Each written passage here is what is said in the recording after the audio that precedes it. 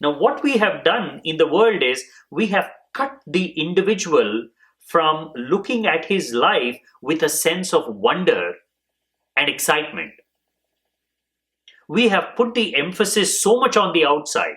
Your purpose is to sacrifice your life. Your purpose is to serve someone else. Your purpose is to be good. Your purpose is to be kind, compassionate. No, that is not your purpose. Your purpose is to be you. Whatever that is, without any guilt, without any shame, without any fear, just being you, because you cannot be anything else. That's your only reality. All other things are ideas, conversations, opinions, judgments. Reality is you will always be you. You can never be someone else. Then why try to be someone else? That's the easier path. In fact, to try and be someone else is the hardest.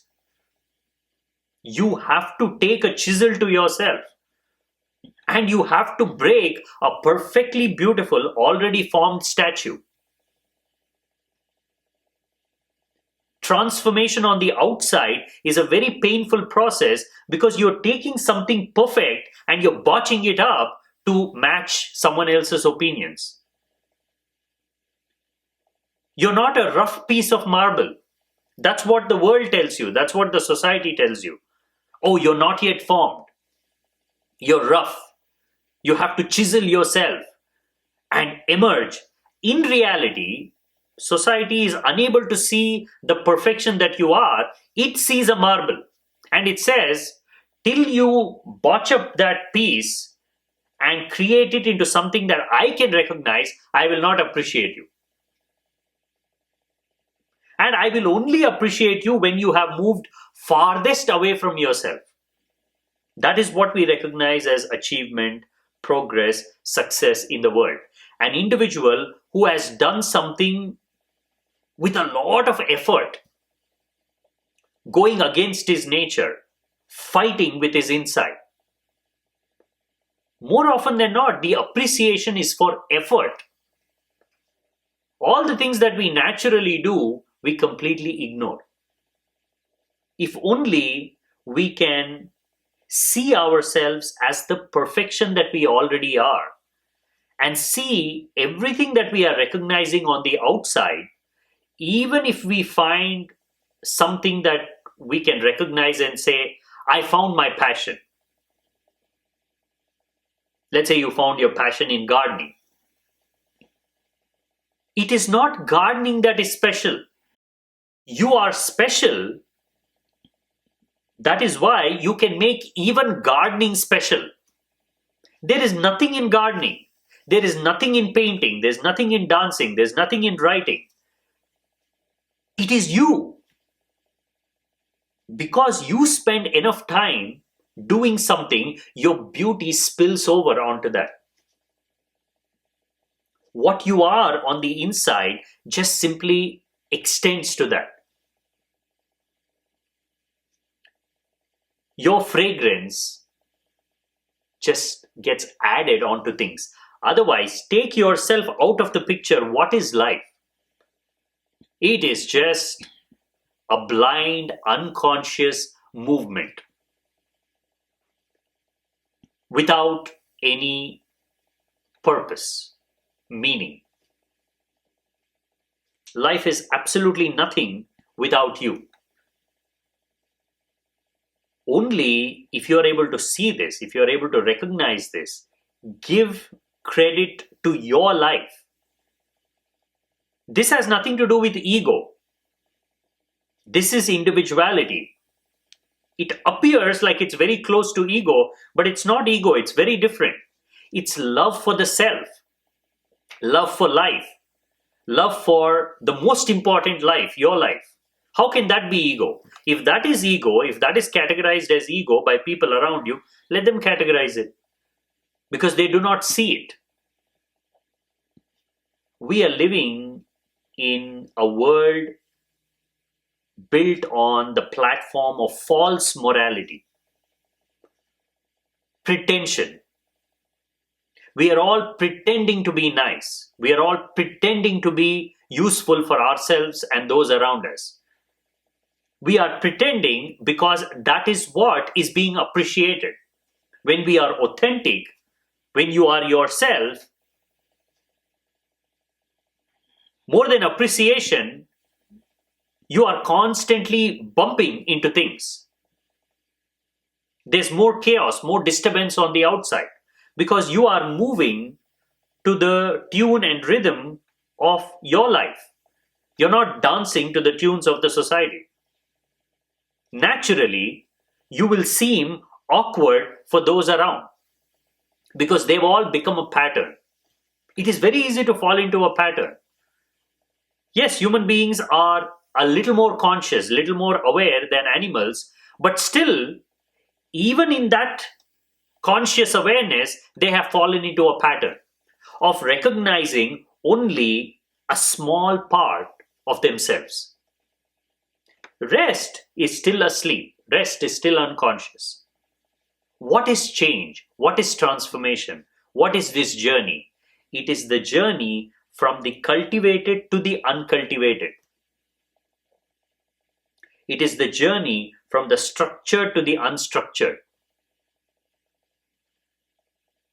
It is a journey from rigidity to fluidity.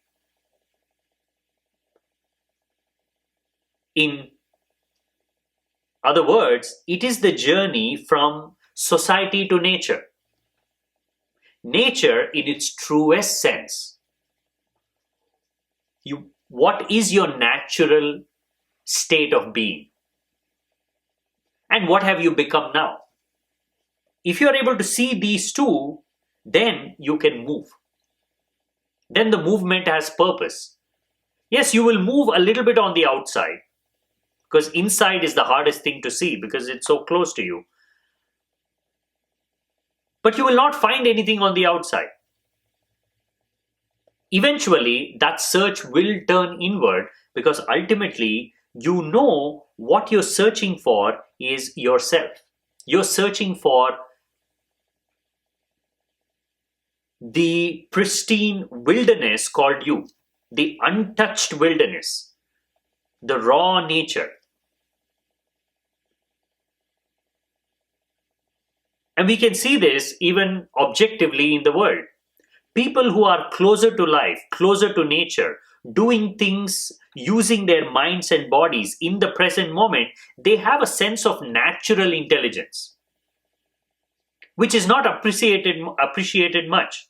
For example, most of the world still lives in the suburbs, still lives in the villages. 70 to 80% of the world.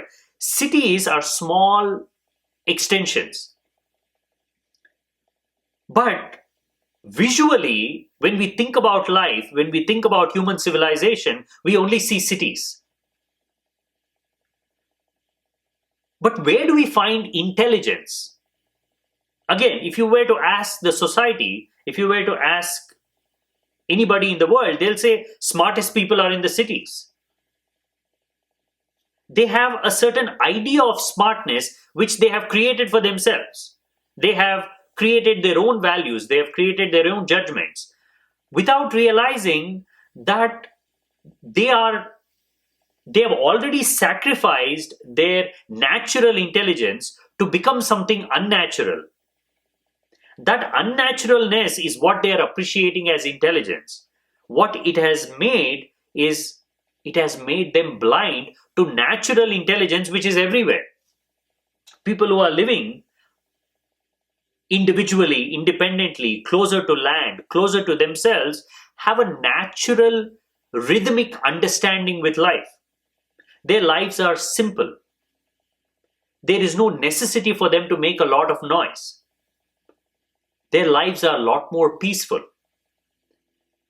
But there is this other cultivated dimension of life which does not recognize this intelligence because it is not useful for its ambitions, for its goals, for its definition of what is intelligence. For one group of people, intelligence is simply a way of making more noise, expanding the ego. They do not see intelligence as something natural. The difference is right there. Living closer to yourself and living closer to society. Of course, an individual can be anywhere. An individual can be stupid living in the suburbs, or he can be intelligent living in the city, or either way. An individual is separate, but generally, if you look at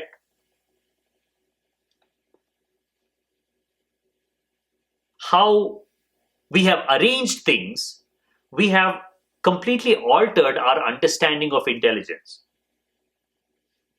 Hence, an individual has to consciously make a choice. Where am I? What is my conditioning? What is my definition of intelligence? Now, this is the process that helps you to connect with that uncultivated part of you. A city slicker moves to the countryside and decides to take up farming. He heads to the local co-op and tells the manager, "I need 100 baby chickens." The manager nods and takes down the order. A week later, the city slicker returns and says, "I need 200 baby chickens." Surprised, the manager fills the order again. Another week passes and the city slicker comes back asking for 300 baby chickens. Now the manager is really curious and asks, "Son, you're new to farming. What happened to all those chickens you bought?" The city slicker sighs and says, "I must be planting them too deep." You need to connect with that natural part of you that is already intelligent, that is already aware, that is already alive. Intelligence is not doing more things, creating more things. It is knowing more of who you are.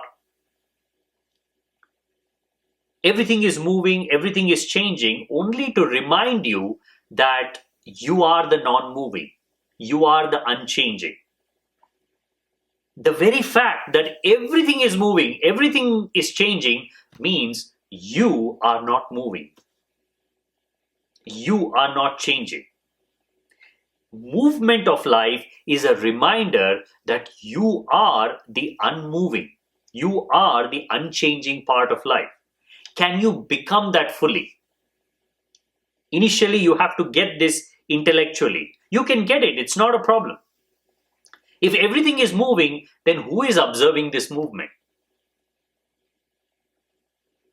You can look at your entire life, all the things that have happened, as if you're sitting on this separate island that knows nothing about movement, nothing about change. Every time you choose to go to this island, it is always there. You can go sit on it and contemplate on your past, contemplate on your future, dream about things. How is it even possible?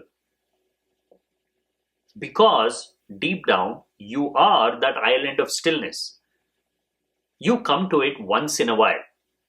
Perhaps the destination is to become that stillness, to get in touch with that stillness fully, through a simple process of watching, observation, meditation, mindfulness, being, connecting with yourself, doing things closer to your mind and body, not letting your imaginations just keep on running. Seeing imagination as a negative dimension of life. Reality is being, not imagining. To connect with that unchanging part of you is to connect with something eternal, something natural, something pure, to become what you have always been. Everything is moving just to reflect and remind you of the fact that you are the unmoving.